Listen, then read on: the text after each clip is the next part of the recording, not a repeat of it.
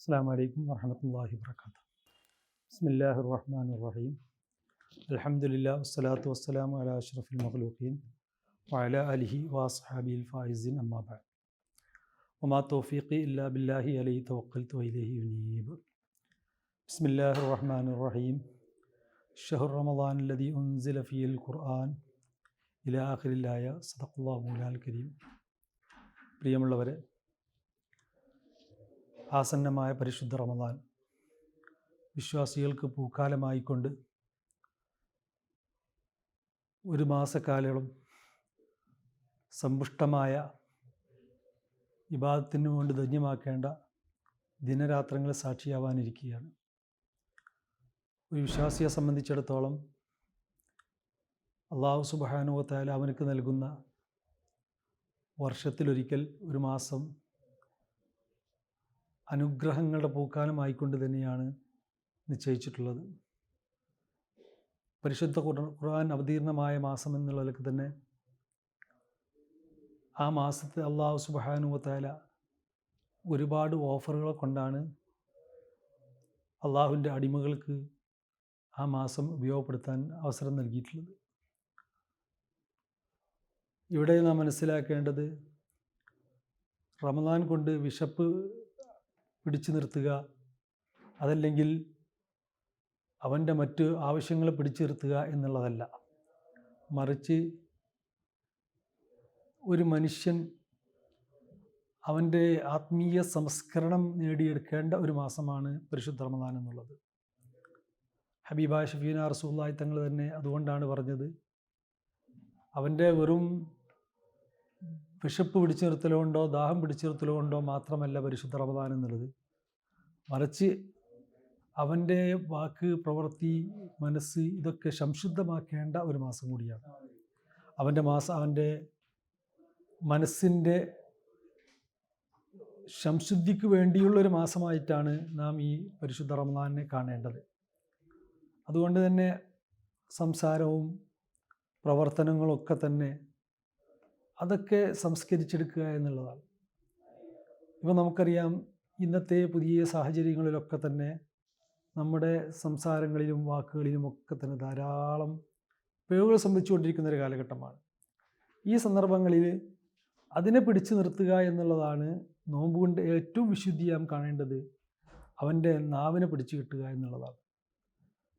നമ്മുടെ സംസാരം കൊണ്ടോ വാക്കുകൊണ്ടോ ഒന്നും ഇതിനെ നഷ്ടപ്പെടുത്തരുത്. അതാണ് നാം വളരെയേറെ ശ്രദ്ധിക്കേണ്ടത്.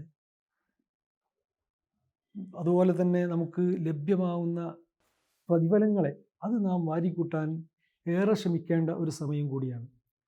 നമുക്കിന്ന് ഒരു റമദാൻ കൊണ്ട് അതിൻ്റെ ഒരു സുന്നത്ത് നിർവഹിച്ചാൽ ഒരു ഫർദിൻ്റെ പ്രതിഫലം ലഭിക്കുമ്പോൾ, ഒരു ഫർദ് നിർവഹിച്ചാൽ 10 മടങ്ങ് പ്രതിഫലം ലഭിക്കുമ്പോൾ, ഈ ഒരു പ്രതിഫലം നമുക്ക് ലഭ്യമാകുന്നത് നാം വാരിയെടുക്കാനാണ് ശ്രമിക്കേണ്ടത്. മറ്റുള്ള സമയങ്ങളിലൊക്കെ തന്നെ നാം നമ്മുടെ സമയങ്ങൾ ധാരാളം നഷ്ടപ്പെട്ടുകൊണ്ടിരിക്കുന്നവരാണ് നമുക്ക് നമ്മുടെ ഈ ജീവിതത്തിൽ നമ്മുടെ വിലപ്പെട്ട സമയങ്ങൾ എന്നുള്ളത് പലപ്പോഴും നഷ്ടപ്പെട്ടുകൊണ്ടിരിക്കുകയാണ്. അത് ഈ റമദാനിലുള്ള വിശേഷ ദിവസങ്ങളിൽ അത് നഷ്ടപ്പെടുത്താതിരിക്കാനാണ് നാം ഓരോരുത്തരും ശ്രമിക്കേണ്ടത്. മാത്രമല്ല, പുണ്യമായ ഒരു തറാവീഹ് നിസ്കാരമാണെങ്കിലും മറ്റു കർമ്മങ്ങളാണെങ്കിലും അതിലൊക്കെ നാം നമ്മുടെ പരിശുദ്ധ ഖുർആൻ അവതീർണമായി എന്ന് പറയുമ്പോൾ ആ അവതീർണമായ മാസത്തിൽ ഖുർആനുമായുള്ള ബന്ധങ്ങൾ ഊട്ടിയുറപ്പിക്കുക. അതോടൊപ്പം തന്നെ ഈ റമദാനിലെ പവിത്രമായ നിസ്കാരം തറാവീഹിൻ്റെ കാര്യത്തിൽ പ്രത്യേക ശ്രദ്ധ ചെലുത്തുക. ഇത് നാം ചെയ്യുന്നതിലപ്പുറം വളർന്നു വരുന്ന തലമുറക്ക് ഒരു മാതൃക കൂടി രക്ഷിതാക്കളുടെ ഭാഗത്തുനിന്നുണ്ടാവണം എന്നാണ് ഈ സന്ദർഭത്തിൽ പ്രത്യേകമായി അടിവരയിട്ട് പറയേണ്ടത്. കാരണം പഴയ കാലങ്ങളിലൊക്കെ തന്നെ രക്ഷിതാക്കളെ മാതൃകയാക്കിക്കൊണ്ടാണ് അവരെ നോമ്പ് നിസ്കാര കാര്യങ്ങളൊക്കെ നിർവഹിച്ചു വരുന്നത്. ഇന്ന് പലപ്പോഴും നമ്മുടെ അനാസ്ഥകൾ അത് വളർന്നു വരുന്ന തലമുറയിൽ അതങ്ങനെ പടരുമ്പോൾ നമ്മുടെ അനാസ്ഥ കൊണ്ട് കുട്ടികളുടെ ശീലവും നഷ്ടപ്പെടുത്താതിരിക്കാൻ രക്ഷിതാക്കൾ വളരെയേറെ ശ്രദ്ധിക്കേണ്ട ഒരു സമയം കൂടിയാണ്. ഇന്നത്തെ സോഷ്യൽ മീഡിയയാണ് ഏറ്റവും കൂടുതൽ കുട്ടികൾ ആകർഷിച്ചുകൊണ്ടിരിക്കുന്നത്. ആ സോഷ്യൽ മീഡിയ ആകർഷിച്ചുകൊണ്ടിരുന്ന കുട്ടികളിൽ ഈ ആത്മീയ സംസ്കരണവും പരിശുദ്ധ റമദാൻ്റെ പവിത്രതയും പരിശുദ്ധ ഖുർആൻ്റെ പവിത്രതയും ഇതൊക്കെ ആ കുട്ടികളിൽ കൂടുതലായി പ്രചോദനം നൽകുന്ന രീതിയിൽ രക്ഷിതാക്കളുടെ ഭാഗത്തുനിന്ന് ധാരാളം പ്രചോദനങ്ങളും അതിൻ്റെ മാതൃകകളും ഉണ്ടായിരിക്കണം എന്നുകൂടി ഈ സന്ദർഭത്തെ നാം ഉപയോഗപ്പെടുത്തേണ്ടതുണ്ട്. റമദാൻ എന്ന് പറഞ്ഞാൽ തന്നെ ഒരു സഹനമാണ്. അത് ഒരു വിശപ്പ് സഹിക്കുക എന്ന് മാത്രമല്ല, എല്ലാ നിലക്കും സഹനം ഉൾക്കൊണ്ടുകൊണ്ട് സഹനത്തിൽ പലപ്പോഴും നമുക്ക് ഈ ഒരു വിശ്വാസികളല്ലാത്തവർ പോലും ഇത് ഏറ്റെടുക്കുന്നുണ്ട്. പക്ഷേ ഏറ്റെടുക്കുന്നുണ്ടെങ്കിൽ പോലും അവർ അതിനെ മനസ്സിലാക്കി അവർ നല്ല വഴിയിലേക്ക് വരുന്നു എന്ന് നമ്മൾ ആഗ്രഹിച്ചു പോവുകയാണ്. കാരണം അതിൽ ഇഖ്ലാസ് ഒരു പ്രധാന ഘടകമാണ്. ഒരു നിയ്യത്ത് പ്രധാന ഗുണമാണ്. നിയ്യത്ത് എന്നുള്ള വിശ്വാസത്തിൽ നിന്ന് മാത്രമേ ആ നിയ്യത്ത് നമുക്ക് പ്രതിഫലിക്കാൻ സാധിക്കുകയുള്ളൂ. അതുകൊണ്ട് വിലപ്പെട്ട റമദാനിൻ്റെ പവിത്രമായ ദിനരാത്രങ്ങളെ അർഹിക്കുന്ന രീതിയിൽ ഉപയോഗപ്പെടുത്താൻ നാം ശ്രമിക്കുന്നതിനപ്പുറം നാം വളർന്നു വരുന്ന കുരുന്നുകളിൽ കൂടി, പ്രത്യേകിച്ച് അൽബിറിൻ്റെ ഈ പ്രോഗ്രാമിൽ രക്ഷിതാക്കളോടുള്ളൊരു അഭ്യർത്ഥന എന്നുള്ളത് ചെറിയ കുരുന്നുകളെ ശീലിപ്പിക്കേണ്ട സമയത്ത് ശീലിപ്പിക്കണം എന്നുള്ളത് തന്നെയാണ്. നിസ്കാരത്തിന് നാം നിർബന്ധം പറയാറുള്ളത് 7 വയസ്സായാൽ ആ കുട്ടിയോട് നിസ്കാരം കൊണ്ട് കൽപ്പിക്കണം എന്നുള്ളതാണ്. 10 വയസ്സായാൽ ആ നിസ്കരിച്ചിൽ അടിക്കണം എന്നുള്ളതാണ്. അതൊരു നിബന്ധന നമ്മുടെ ഈ വ്രതം അനുഷ്ഠിക്കുന്നതിന് വേണം. 7 വയസ്സായാൽ കുട്ടിയോട് കൽപ്പിക്കണം, വ്രതം അനുഷ്ഠിക്കാൻ കൽപ്പിക്കണം. 10 വയസ്സായാൽ ആ കുട്ടി നിർവഹിച്ചില്ലെങ്കിൽ കുട്ടിയെ ശകാരിക്കണം, അടിക്കണം ഒക്കെ വേണം.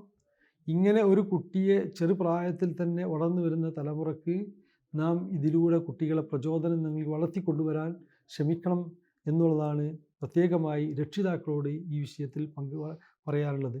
സർവശക്തനായ റബ്ബ് തആല നമുക്ക് മഗ്ഫിറത്ത് പ്രദാനം ചെയ്യട്ടെ.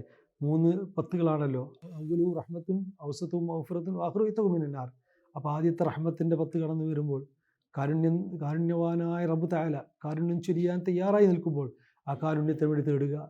മഗ്ഫിറത്തിന് അല്ലാഹു സുബ്ഹാനഹു ഗഫൂർ റഹീമാണ്, ഗഫാറാണ്, അഫുവാണ്. പാപ നൽകാൻ തയ്യാറായി നിൽക്കുമ്പോൾ ആ നടുവിലെ 10 അള്ളാഹുവിനോട് മഗ്ഫിറത്തിനെ തേടിക്കൊണ്ടേയിരിക്കുക. അവസാനം നരകമോചനത്തിന് വേണ്ടി തേടുന്ന 10, അവസാനം ലൈലത്തുൽ ഖദ്ർ കണ്ടെത്തുക.